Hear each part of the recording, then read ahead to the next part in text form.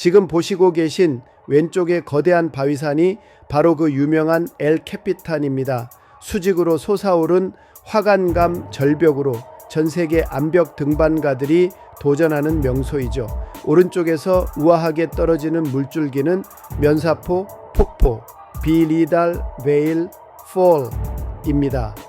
바람에 흩날리며 떨어지는 모습이 신부의 면사포를 닮았다고 해서 붙여진 이름이에요. 그리고 저 멀리 독수리 부리처럼 뾰족하게 솟은 바위는 요세미티의 상징이라 할 수 있는 하프 돔 반쪽 돔매입니다. 반으로 잘라낸 듯한 독특한 모습으로 많은 이들의 사랑을 받고 있는 곳이죠. 지금 우리가 서 있는 이곳은 바로 터널 뷰입니다. 하이웨이 41번을 타고 올라오면 터널을 빠져나오자마자 펼쳐지는 이 장관은 요세미티 밸리의 대표적인 정형으로 요세미티를 방문하는 사람이라면 누구나 사진을 찍고 감탄하게 되는 명소입니다. 요세미티 국립공원은 정말 사진 찍기 좋아하시는 분들께 사랑받는 명소입니다. 깎아지른 듯한 기암 절벽과 웅장한 폭포, 그리고 자이언트 세코이아와 레드우드가 어우러진 이곳은 자연의 경이로움을 그대로 담고 있는 장소입니다. 하지만 그냥 무작정 차를 몰고 가셨다간 입장조차 못하실 수도 있습니다. 2025년 7월 15일 현재 요세미티 국립공원은 사전 예약제를 시행 중입니다. 특히 성수기에는 차량 입장 예약이 필수이기 때문에 예약 없이 가시면 현장에서 입장 거절을 당할 수 있습니다. 예약이 필요한지 여부는 시기에 따라 바뀌기 때문에 반드시 공식 홈페이지를 통해 확인하셔야 합니다. 방문 전 꼭 체크리스트 하세요. 요세미티 국립공원 공식 웹사이트 접속하고 방문 날짜 예약이 필요한 기간인지 확인하셔야 합니다. 예약이 필요한 경우 미리 차량 입장 예약 완료하고 예약 확인증은 프린트 또는 모바일로 준비해서 가셔야 합니다. 자연은 기다려주지 않지만 준비된 여행자는 언제나 환영받습니다. 안전하고 즐거운 요세미티 여행 되시기 바랍니다. 요세미티 계곡을 이루고 있는 대부분의 암석은 화관감 그라니트 그리고 그와 유사한 관이밤 플루토닉 럭스로 구성되어 있습니다. 이 암석들은 약 9천만 년에서 1억 2천만 년 전 중생대 백악기 때 지하 깊은 곳에서 마그마가 천천히 식어 굳으면서 형성된 것입니다. 이때 마그마는 직접 지표로 분출된 것이 아니라 지하수 킬로미터 깊이에서 서서히 식어 단단한 결정질 화관감으로 변했습니다.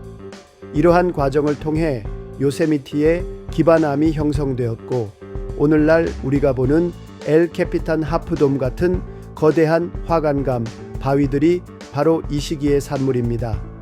그 후 약 5천만 년 전에서 2천만 년 전 사이 지각 변동 플레이트 텍토닉스에 의해 시에라 네바다 산맥 시에라 네바다 마운틴스이 서서히 융기하기 시작합니다. 이 융기는 태평양판과 북미판이 충돌하면서 일어난 것이며 땅이 솟아오르면서 깊은 지하에 있던 화관감이 지표 가까이 노출될 수 있는 조건을 만들게 됩니다. 그리고 융기된 지역에는 강수량이 많고 경사도 급해 침식과 풍화 작용이 강하게 일어납니다. 요세미티 계곡의 진짜 조각가는 바로 침식 에로시온입니다. 먼저 수백만 년 동안 강물이 흐르며 화관감을 깎아내려 V자형 계곡을 만들었고 그 후 약 250만 년 전부터 시작된 빙하기 쿼터너리 글레이시에이션에는 빙하 글레이시어가 요세미티 계곡 전체를 뒤덮으며 거대한 얼음 덩어리가 바닥과 옆 벽면을 밀어내고 깎아내면서 오늘날 우리가 보는 깊고 넓은 U자형 요세미티 계곡을 만들어냅니다. 빙하는 단순히 바닥만 깎은 것이 아니라 절벽처럼 깎아내며 거대한 수직 암벽을 만들었습니다. 이로 인해 탄생한 것이 바로 엘 캐피탄 수직으로 솟은 화관감 절벽입니다. 빙하기가 끝나고 빙하가 후퇴하자 요세미티에는 거대한 빙하호수와 강, 폭포들이 남았습니다. 이후 수천 년 동안 지속된 풍화작용, 낙석, 식사행의 확산 등으로 오늘날 우리가 아는 요세미티 국립공원의 자연경관이 완성된 것입니다. 노출된 화관감 지형, 세계에서 보기 드문 대규모 노출 화관감 지대입니다. 빙하 지형의 교과서, 우자 계곡, 수직 절벽, 빙식돔 등 빙하의 흔적이 생생히 남아 있습니다. 요세미티는 화관감이 마그마로부터 태어나 산맥의 융기로 드러나고 강과 빙하가 조각하고 자연의 손길이 다듬은 지질하게 살아있는 교과서입니다. 이 모든 과정은 수천만 년에 걸친 시간의 조각이며 우리가 걷는 그 길과 마주하는 그 절벽 하나하나에 지구의 역사가 새겨져 있는 셈입니다. 자이언트 세코이아 나무, 한국말로는 흔히 거대목 또는 거대한 세코이아 나무라고 불리는 이 나무는 지구상에서 가장 부피가 큰 생명체로 알려져 있습니다. 단순히 크기만 큰 것이 아니라 수천 년이라는 시간을 살아온 이 나무는 지질학적인 변화와 기후의 흐름, 그리고 생명의 끈질긴 생존 본능까지 고스란히 담고 있는 자연의 기적이라 할 수 있습니다. 자이언트 세코이아는 전 세계에서 오직 미국 캘리포니아의 시에라 네바다 산맥 서쪽 경사면 해발 1400에서 2100m 사이의 특정한 고도에서만 자랍니다.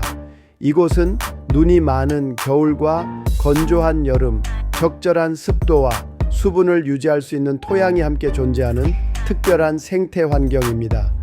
대표적인 자생지는 요세미티 국립공원의 마리포사 그로브, 그리고 세코이아 국립공원, 킹스 캐니언 국립공원 등입니다.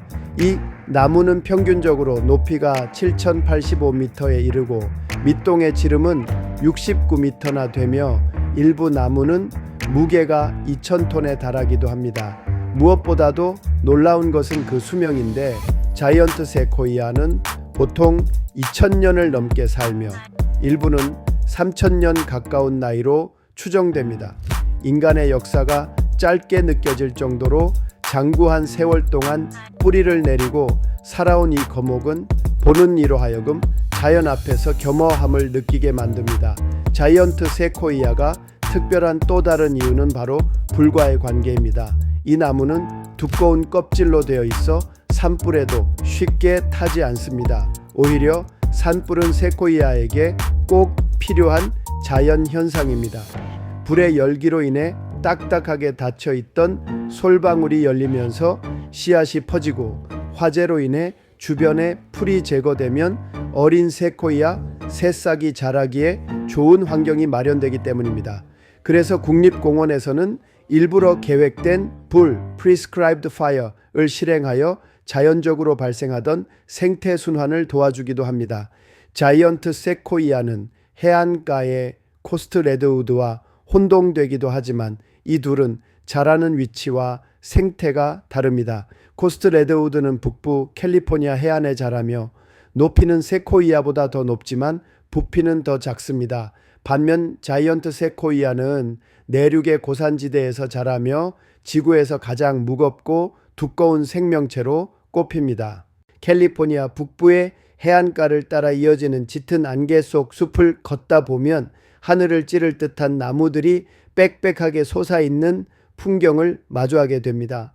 그 주인공이 바로 코스트 레드우드, 한글로는 해안 레드우드라 불리는 나무입니다.